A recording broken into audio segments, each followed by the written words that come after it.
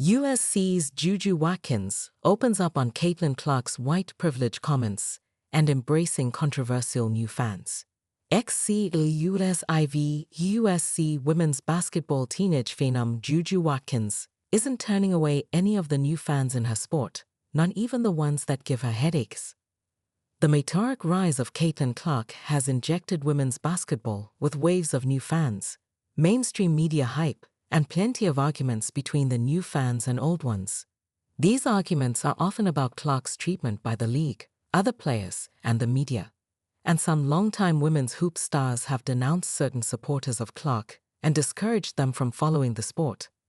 CLICKEOFOMOES priorities coverage on FOXNEWSTCOM.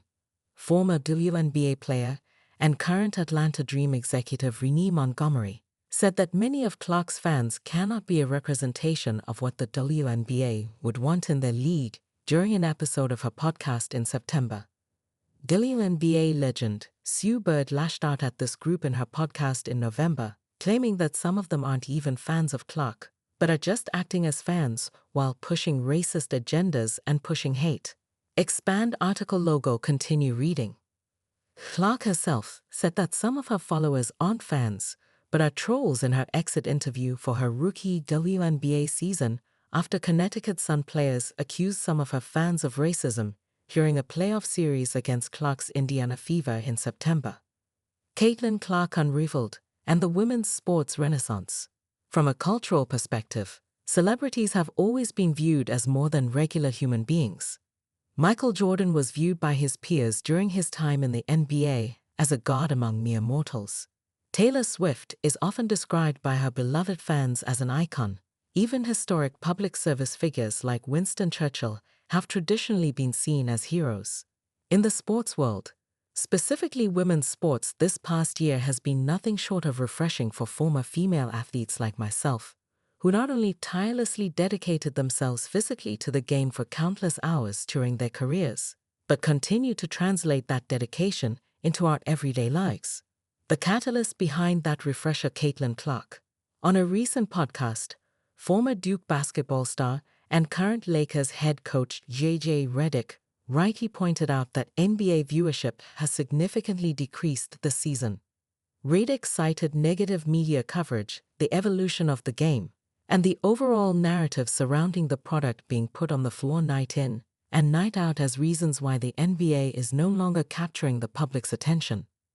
Redick is correct on many fronts. What he failed to mention, however, is the revival currently taking place in women's sports, specifically college hoops and the WNBA. According to the WNBA's website, this past regular season was the most watched ever, with 1.19 million viewers tuning in. This is a 170% increase from last season. Whether you want to admit it or not, the Caitlin Clark effect is real. Currently, she holds all of the titles that celebrities mentioned above have been named: an icon, a hero, a god among mortals when on the basketball floor. The point of this, though, isn't just to point out Clark's popularity or her skills on the court. What it is, though, is an attempt to show that women's sports are finally here. Their time in the spotlight has just begun and isn't fading anytime soon. While women's college basketball continues to thrive with stars like JuJu Watkins, Paige Buchers, and Hannah Hidalgo putting up impressive numbers every night, the WNBA's unrivaled league may be the new powerhouse platform for women's hoops. Created by former UConn stars Brianna Stewart and Nafisa Collier, the new off-season 3-on-3 league, based in Miami, Florida, is a chance for WNBA players to continue playing on American soil instead of having to find opportunities overseas during off-season training.